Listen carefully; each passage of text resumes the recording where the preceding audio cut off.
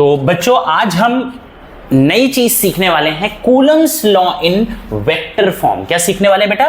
Coulomb's law in vector form. हमने Coulomb's law already किया हुआ है। क्या था कूलम्स लॉ?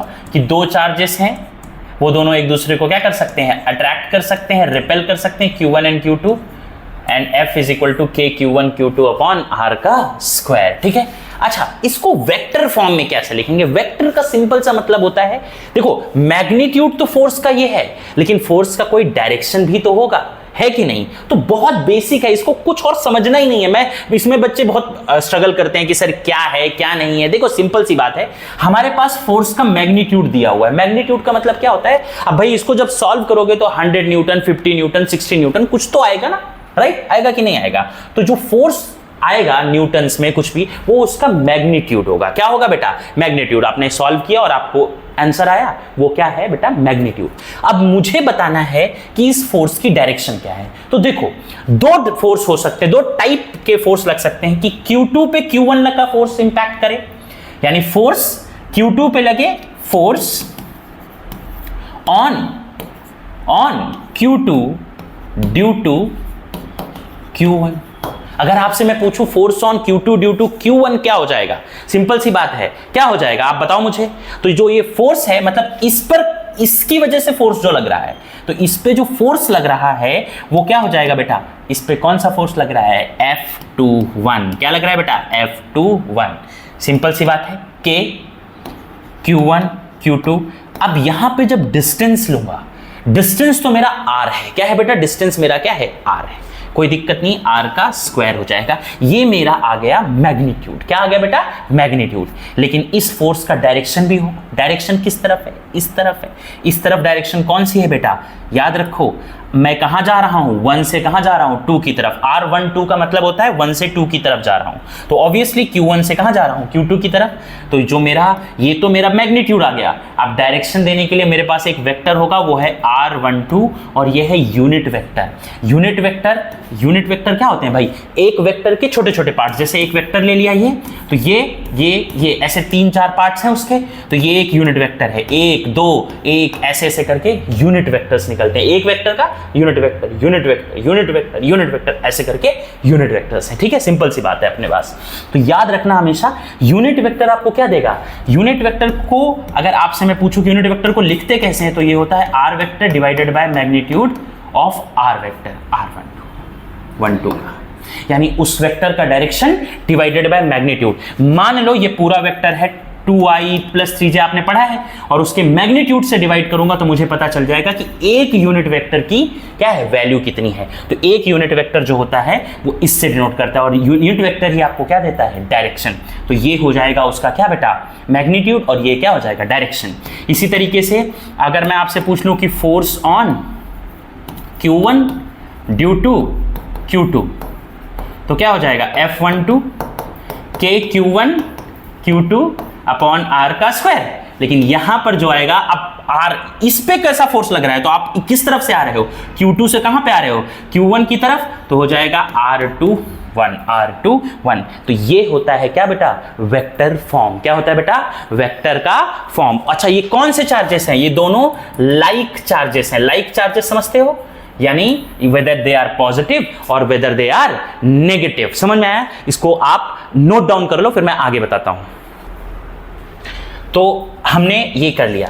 अच्छा, पता है आपको ये जो दोनों फोर्स हैं, ये दोनों अपोजिट हैं। तो क्या मैं लिख सकता हूं कि जो मेरा F12 फोर्स है, it is the minus of F21? इस माइनस का सिंपल सा मतलब है, देखो मैग्नीट्यूड तो दोनों का सेम है, सिर्फ फर्क किसका है? डायरेक्शन का। देखो मैग्नीट्यूड देखो एग्जैक्ट सेम है, K सेम, Q1 Q2 दोनों में, R स्क्वायर दोनों में, बस फर्क किसका है? डायरेक्शन का। एक का डायरेक्शन क्या हो जाता है बेटा? एक का डायरेक्शन किस तरफ हो जाता है? दूसरी तरफ, इस तरफ। एक का डायरेक्शन इस तरफ। इसीलिए मैंने ये नेगेटिव साइन लिया है बताने के लिए कि दोनों का डायरेक्शन क्या हो जाता है? नेगेटिव। बट मैग्नीट्यूड क्या होता है? सेम। क्या होता है बेटा? सेम। ठीक है, इसे लिख लो, इसे नोट डाउन कर लो। हमने कूलम्स लॉ किया, और कूलम्स लॉ में सबसे बड़ी चीज थी कि F इज इक्वल टू, हमारे पास था K Q1 for the another first charge, Q2 for the another charge, and R का स्क्वायर। मैंने आपको बताया था कि इस K को, अब आपको मैं बताता हूं, ये जो K है ना बेटा, K K को एक और चीज में लिखा जाता है 1/4 पाई एप्सिलॉन नॉट, या फिर 1/ सिर्फ आप अभी एप्सिलॉन लिखिए। क्या लिख लिए? एप्सिलॉन। क्या लिख लिए बेटा? एप्सिलॉन। ये होती है, इसी को बोलते हैं बेटा परमिटिविटी। ये ऐसा क्या है, एक्चुअली प्रॉब्लम क्या है कि जो हमारा कूलम्स लॉ है ना, कूलम्स लॉ, कूलम्स लॉ की एक खासियत ये है कि कूलम्स लॉ मीडियम पर डिपेंड होता है, यानी it depends upon medium, it depends upon medium, upon medium. याद रखो हमेशा, इट डिपेंड्स अपॉन मीडियम। यानी कि अब देखो Q1 Q2 का तो कोई फर्क नहीं पड़ता, R² का भी कोई फर्क नहीं पड़ेगा, फर्क पड़ेगा इस K का। यानी फोर्स किस पर डिपेंड होगा? K पे। K किस पे? अब देखो 1 की तो वैल्यू 1 है, 4 की वैल्यू 4 है, पाई की वैल्यू पाई है। ये जो एप्सिलॉन है यानी जो परमिटिविटी है, ये अगर चेंज होगी तो K चेंज होगा, और अगर K चेंज होगा तो क्या चेंज होगा? फोर्स। यानी परमिटिविटी एक बहुत बड़ा रोल प्ले करने वाली है। और परमिटिविटी किसकी होती है?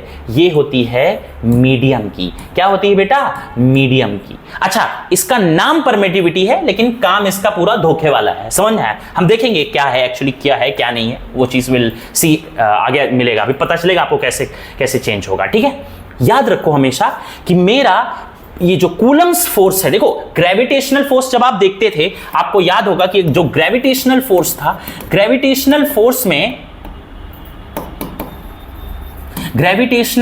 में याद रखो कि जो था वो मीडियम पे नहीं डिपेंड होता था, it doesn't depend upon medium. अब क्या है मीडियम?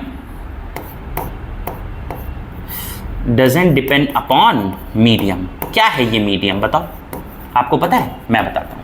आप इन चार्जेस को यहां पर ग्रेविटेशनल फोर्स में मास होते थे, आप वहां मास किसी को भी जाके पानी में रख दो, एयर में रख दो, उनके बीच में लगने वाला फोर्स चेंज नहीं होता है। लेकिन परमिटिविटी यहां पर कूलम्स लॉ में क्या है कि अगर दो चार्ज को मैं ले जाके एयर में रखूंगा तो फोर्स कुछ और होगा, अगर वही फोर्स मतलब वही चार्जेस को मैं ले जाके पानी में रख दूं, एसीटोन में रख दूं, पेट्रोल में रख दूं, डीजल में रख दूं, अलग अलग जगहों पे रखूंगा तो फोर्स मेरा चेंज होगा। मतलब क्या है कि मेरा कूलम्स लॉ, जो कूलम्स फोर्स है या कूलम्स जिसे फोर्स बोलते हो, कूलम्स लॉ यानी कूलम्स फोर्स किसको डिफाइन करता है? इट डिपेंड्स अपॉन मीडियम, यानी मीडियम टू मीडियम ये फोर्स चेंज हो सकता है। अब Q1 Q2 तो चेंज होंगे नहीं, दोनों के बीच का डिस्टेंस भी सेम रखो, बस फर्क क्या है? K किस पे डिपेंड है? ये दोनों भी कांस्टेंट, E पर, यानी परमिटिविटी। क्या बेटा? परमिटिविटी, हमेशा याद रखो। तो अगर मैं आपसे बोलूं यहां पर कहीं पर E0 रखा है, क्या रखा हुआ है? E0 यानी ये होती है परमिटिविटी ऑफ फ्री स्पेस। क्या होती है बेटा? फ्री स्पेस, यानी एयर में भी आप यही यूज कर सकते हो। इसकी वैल्यू एयर में साइंटिस्टों ने ऑलरेडी फाइंड की हुई है, 8.85 इंटू 10⁻⁻, पता है? -12 हमेशा फाइंड की हुई है, कोई दिक्कत नहीं है। समझ आया कि नहीं आया? ये आपको हमेशा, ये एयर की बात है, एयर में हमेशा फिक्स है। तो जो K की वैल्यू अगर मैं यहां पर 4 पाई एप्सिलॉन नॉट डालूंगा तो जो K की वैल्यू हो जाती है वो हो जाती है 9 इंटू 10⁻⁹। ये सिर्फ एंड सिर्फ एयर के लिए है। इसकी वैल्यू मीडियम टू मीडियम, अब अगर मैं पानी रखूंगा कोई मीडियम तो उसकी वैल्यू चेंज हो जाएगी, उसकी वैल्यू चेंज होगी परमिटिविटी की, तो K की वैल्यू चेंज हो जाएगी, और K की वैल्यू चेंज होगी तो फोर्स भी क्या हो जाएगा? चेंज। सिंपल सी बात है भाई, ये अगर वैल्यू बढ़ी, ये एप्सिलॉन नॉट की वैल्यू चेंज हुई तो K की वैल्यू चेंज हुई, K की वैल्यू चेंज होगी तो फोर्स चेंज हो जाएगा, है कि नहीं? लॉजिकल है। अच्छा, अब मैं आपको बता दूं कि नाम इसका परमिटिविटी है ना? करना क्या है, इसका काम क्या है? देखो अब आप, सिंपल सी बात है, परमिटिविटी, अब मीडियम चेंज किया तो जो मीडियम है, मीडियम के बीच में, अब जैसे कि अभी आपने एयर रखा है तो एयर के बीच में दो फोर्सेस क्या लग रहे हैं? आसानी से लग जा रहे हैं। वहीं आप पानी में जाके रखो, कहां पे रख दो? पानी में। तो पानी में उनके बीच में जो फोर्स होगा वो थोड़ा सा कम आएगा कि नहीं? मतलब कोई मीडियम है रोकने के लिए, मीडियम, इस परमिटिविटी का काम है रोकना। इस चार्ज को इस चार्ज के बीच में खड़े हो जाना और बोलना ना तुझे जाने दूंगा ना मैं तुम लोगों के बीच में फोर्स नहीं लगने दूंगा मैं। इसका काम भले परमिटिविटी है लेकिन काम इसका एकदम अपोजिट है। इसका काम सिंपल सा है कि दो भी लगने वाले जो चार्जेस लग रहे हैं फोर्सेस के बीच में उनको रोकती है। अब जब इनको फोर्सेस को रोकेगी तो काम क्या हो जाएगा? अब एप्सिलॉन नॉट वैल्यू क्या हो जाएगी, बढ़ जाएगी, ई की वैल्यू बढ़ गई, डिनोमिनेटर बढ़ गया, पहले डिनोमिनेटर 2 था, अभी डिनोमिनेटर 5 हो गया, तो इसका आंसर 0.5 और डिनोमिनेटर बढ़ा तो 0 क्या हो जाएगा 2। तो जैसे जैसे डिनोमिनेटर बढ़ेगा परमिटिविटी बढ़ेगी, यानी फोर्स को दो चार्जेस के बीच में लगने वाले फोर्स क्या होंगे, कम हो जाएंगे। तो एप्सिलॉन नॉट बढ़ा, देखो ध्यान से, ये बढ़ा, एप्सिलॉन की वैल्यू बढ़ गई तो के की वैल्यू क्या हो जाएगी, कम। अब के की वैल्यू कम हो गई तो फोर्स भी क्या हो जाएगा, कम। भाई यहां पर पहले 0.5 था, अभी 0.2 है, मल्टीप्लिकेशन करने के बाद एफ की वैल्यू क्या हो जाएगी, कम। तो बेसिकली अगर मैं आपसे बात कहूं, ये जो परमिटिविटी है, यानी परमिटिविटी का एक काम है, क्या काम है, फोर्स को if permittivity increases then force will also increase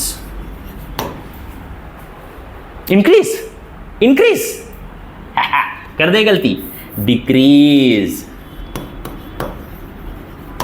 समझे, ये बढ़ा, डिनोमिनेटर बढ़ा तो के की वैल्यू कम हुई कि ज्यादा, कम, और के की वैल्यू कम हुई तो फोर्स की भी वैल्यू कम क्या हो जाएगी, कम। और ये किस पे डिपेंड करता है, मीडियम पे। अभी हम डिस्कस करने वाले हैं कि ये परमिटिविटी, तो समझ में आया, यानी जो हमारा कूलम फोर्स है ये किस पे डिपेंड करता है, मीडियम पे। मीडियम यानी जहां पे आपको दो चार्जेस रखा है उनके बीच में होती है परमिटिविटी। अगर परमिटिविटी बढ़ गई तो क्या हो जाएगा, के की वैल्यू क्या हो जाएगी, कम, और फोर्स की वैल्यू भी क्या हो जाएगी, कम। समझ में आया। तो काम इसका एकदम अपोजिट है, यानी दो चार्जेस के बीच में लगने वाले फोर्स को क्या करती है, रोकती है। समझ में आया। अब जैसे जैसे ई नॉट की वैल्यू बदलेगी वैसे वैसे फोर्स भी बदलेगा। समझ में आ गया, पक्का। इसे नोट डाउन कर लो, फिर और एक इंटरेस्टिंग चीज देखते हैं। तो अपना नेक्स्ट टॉपिक है रिलेटिव परमिटिविटी। अच्छा, मैं ना इस चीज का तुम्हें यूज बताऊंगा, मजेदार चीज है, पता, सिंपल सी बात है। कई बार ना लोग बहुत कंफ्यूज होते हैं कि सर क्या है ये, क्या नहीं है। सिंपल सी बात है, लॉजिकल है। इलेक्ट्रिक परमिटिविटी, मान लो मैंने दो चार्जेस लिए हैं, Q1 and this is Q2। दोनों के बीच का डिस्टेंस कितना है, R। मैंने इसको पहले एयर में रखा। कहां पे रखा बेटा, एयर में। फिर बाद में इन्हीं दोनों चार्जेस को उठाया, दोनों चार्जेस को, सेम मैग्नीट्यूड के चार्जेस, यानी सेम जो भी दो कूलम जो भी चार्ज हैं, ठीक है, इनको भी डिस्टेंस भी सेम। अब इसको किसी एक मीडियम में रख दिया, किसी एक मीडियम। अब वो मीडियम कुछ भी हो सकता है, वाटर हो सकता है कि नहीं, लिक्विड कोई और तरीके का, एसीटोन हो सकता है, कोई भी ले लो यार, है ना, पेट्रोल ले लो, मेरी मर्जी, है ना, कोई भी ले सकता हूं मैं, कोई भी मीडियम ले सकता हूं। चार्जेस को उठा के रख दिया, तो यहां पे जो लगने वाला फोर्स वो क्या हो जाता है, बताओ जरा बेटा। के में क्या हो जाता है, 1/4 pi epsilon not Q1 Q2 upon R का स्क्वायर। एप्सिलॉन नॉट किसके लिए होता है बेटा, परमिटिविटी किसके लिए होती है, एयर के लिए। किसके लिए, परमिटिविटी, बोलो, परमिटिविटी ऑफ फॉर एयर। उसी तरीके से इसी में अगर मीडियम में रखा तो 1/4 पाई एप्सिलॉन m लिख देता हूं, कोई दिक्कत, m मतलब मीडियम में, Q1 Q2 अपॉन R का स्क्वायर, है कि नहीं। ये फोर्स किस में हो गया, मीडियम में, और ये एयर में या वैक्यूम में। एयर वैक्यूम कुछ भी ले सकते हो, एयर वैक्यूम दोनों के लिए काम आता है, ऐसी कोई दिक्कत नहीं है, ठीक है, सिंपल सी बात है, पक्का। चल, अब आप इन दोनों का हम क्या करते हैं, रेशियो लेते हैं। क्या लेते हैं, रेशियो। किसका लेते हैं, Fm अपॉन Fv का, यानी force of two charges in the medium M and force between two charges in vacuum air vacuum लिख लो, चलो कोई दिक्कत नहीं है, बात एक ही है। बच्चे बहुत कंफ्यूज हो जाते हैं, वैक्यूम और ऑलमोस्ट सेम ही होते हैं, ठीक है, वैक्यूम, करेक्ट, ओके। डिवाइड करते हैं, चलो, इसको क्या हो जाएगा, 1/4 pi epsilon m into Q1 Q2 upon R square divided by 1/4 pi epsilon not, हाँ कि ना, into Q1 Q2 upon R का स्क्वायर, करेक्ट, हाँ कि ना। क्या क्या कटेगा भाई, 4 पाई, ये तो पूरा ही कट गया, एप्सिलॉन ऊपर आ गया, तो epsilon not by epsilon m, क्या आ गया बेटा, epsilon not by epsilon m, ठीक है। इसको रेसिप्रोकल कर सकता था, पहले भी कर सकता था, अभी भी कर सकता हूं। अगर मैं इसको Fv बाई Fm लिख लूं तो ये हो जाएगा epsilon m upon epsilon not. समझ में, ये जो रेशियो आया है ना, इसी को बोलते हैं एप्सिलॉन R, यानी रिलेटिव परमिटिविटी। क्या बोलते हैं, रिलेटिव परमिटिविटी। और और ध्यान से रखो, कुछ पढ़े लिखे लोग इसी को याद रखो, इसी को के भी लेते हैं, और के होता है पता क्या, डाइइलेक्ट्रिक कांस्टेंट। समझ में आ गया? तो रिलेटिव परमिटिविटी अगर मैं आपसे कभी पूछूं तो क्या है बेटा, it is the ratio of permittivity of medium m to the ratio of permittivity of free space. क्या? Permittivity of free space. Clear? याद रहेगा? तो relative permittivity it is denoted by ER, ये किसका बराबर होता है बेटा, मीडियम अपॉन एप्सिलॉन नॉट। ठीक है, याद रखना। और यही किसके बराबर होता है, के डाइइलेक्ट्रिक कांस्टेंट। आएंगे कई सारे क्वेश्चंस कि मैंने क्या किया, एयर की जगह क्या रख दिया, डाइइलेक्ट्रिक कांस्टेंट के रख दिया। ठीक है, तब हम बहुत अच्छी तरीके से इसे क्वेश्चंस करेंगे। ठीक है, अभी आपको इतना याद रखना है। ठीक है, पक्का? इसे नोट डाउन कर लो। हमने एक क्वेश्चन लिखा हुआ है, ये क्वेश्चन ना मुझे बहुत अच्छा लगता है क्योंकि इसमें ना 2-3 फॉर्मूले हमारे काम आ जाते हैं। सिंपल सी बात है। ठीक है, पहला है क्वेश्चन क्या है कि the electrostatic force of repulsion between two positively charged ion. Positively charge मतलब दो पॉजिटिवली चार्ज्ड आयंस हैं कैरिंग इक्वल चार्जेस। यानी अगर मैं बोलूं Q1 एक है चार्ज पॉजिटिवली चार्ज और दूसरा पॉजिटिवली चार्ज क्या है, Q2, तो Q1 और Q2 दोनों क्या हैं, इक्वल हैं। और ये किसके बराबर है, Q के बराबर। किसके बराबर है बेटा, Q। मैंने ले लिया कि Q1 Q2 दोनों इक्वल हैं। अब इक्वल है तो लेट्स से Q के बराबर है, उसमें कौन सी बड़ी बात है कि नहीं, हाँ कि ना? ओके, ठीक है। फोर्स हमें दिया हुआ है कितना है, इन दोनों के बीच में चार्जेस जब रखे गए, दोनों के बीच में फोर्स है 3 × 10⁻³ 3.7 × 10⁻⁻⁹ न्यूटन, ये भी दिया है। When they are separated by a distance, अब R दिया है लेकिन प्रॉब्लम क्या है, ये किसमें दिया हुआ है, एंगस्ट्रॉम में। किसमें, एंगस्ट्रॉम में। इसको मीटर में चेंज करने के लिए 1 एंगस्ट्रॉम कितने के बराबर होता है, -10 मीटर के। तो 5 एंगस्ट्रॉम कितना हो जाएगा, 5 × 10⁻10 मीटर। क्लियर? तो हमारे पास R आ गया, हमारे पास Q1 = Q2 है, हमारे पास फोर्स है। करेक्ट? अब कह रहा है how many electrons are missing. अब याद करो एक फॉर्मूला, इलेक्ट्रॉन्स यानी चार्ज इज इक्वल टू, याद है, N × E होता था, राइट? तो E तो हमें पता है, E क्या होता है, charge of 1 electron, that is 1.6 × 10⁻⁻19 coulomb. N क्या है, नंबर ऑफ इलेक्ट्रॉन्स, जो कि हमें निकालना है। क्यों हम यहां से निकालेंगे। ठीक है, चलो देखते हैं। तो फोर्स क्या है हमारे पास, फोर्स का फॉर्मूला K। अच्छा, रखे कहाँ हुए हैं, अब जब आपको कोई चीज ना बोली जाए कि ये कहाँ रखे हुए हैं तो आप सिंपल सा समझ लेना कि ये कहाँ पे रखे गए हैं, पर वैक्यूम में या फिर एयर में। यानी परमिटिविटी ऑफ वैक्यूम, E0 जिसे बोलते हो, E0, इसकी वैल्यू कितनी होती है, 8.85 × 10⁻⁻12, या फिर K की वैल्यू डायरेक्ट मैंने आपको बता दी थी 9 × 10⁻9 होती है। ठीक है, सिंपल सी बात है, ये सारी चीजें याद रखना। ठीक है, तो फोर्स क्या है, K Q1 Q2 upon R का स्क्वायर, है कि नहीं? डालते हैं, क्या हो जाएगा बताओ। K की वैल्यू पता है 9 × 10, एयर में ही है, 9 × 10⁻9। Q1 Q2 बराबर है, दोनों की जगह पे Q लिख लूं, Q × Q, कोई दिक्कत नहीं। R क्या है बेटा हमारे पास, R है हमारे पास 5 × 10⁻⁻10 का क्या है, स्क्वायर, है कि नहीं? और फोर्स आपको ऑलरेडी दिया था, फोर्स कितना दिया हुआ है, 3.7 × 10⁻⁻9। क्लियर? चलो देखते हैं, इसको सॉल्व करते हैं। तो 3.7 × 10⁻⁻9 is equal to 9 × 10⁻⁹ Q × Q क्या हो जाएगा, Q का स्क्वायर। इसका नीचे वाले का स्क्वायर करोगे तो 5 का स्क्वायर कितना हो जाता है, 25, और 10 का पावर 10 है तो कितना हो जाएगा, डबल हो जाएगा 20। कितना हो जाएगा बेटा, 20। हमें क्या निकालना है, Q निकालना है। क्या निकालना है बेटा, Q। काम करते हैं, पूरा ऊपर मल्टीप्लाई, ये नीचे, इसके नीचे 1 है तो ये इधर पूरा, ये इधर, Q² रह जाएगा। तो Q² किसके बराबर हो जाएगा, राइट में लिख लेता हूँ, फिर बाद में लेफ्ट में लिखूंगा। 3.7 × 10⁻⁻9 25 × 10⁻⁻20 डिवाइडेड बाय 9 × 10⁻⁹। क्लियर? समझ में आया कि नहीं आया? अब इसको हम सॉल्व करते हैं। सॉल्व कर देंगे तो कितनी वैल्यूज आ सकती है, आपको क्या लगता है, सॉल्व करोगे, कर पाओगे कि मैं करके दिखाऊं? 12th स्टैंडर्ड के बच्चे हो यार, इतना तो कर ही लोगे सॉल्व। जब आप सॉल्व करोगे ना तो Q की वैल्यू आनी चाहिए 3.7 इंटू 10 रेज टू पावर -19। कितना? 10 रेज टू पावर -19 कूलम।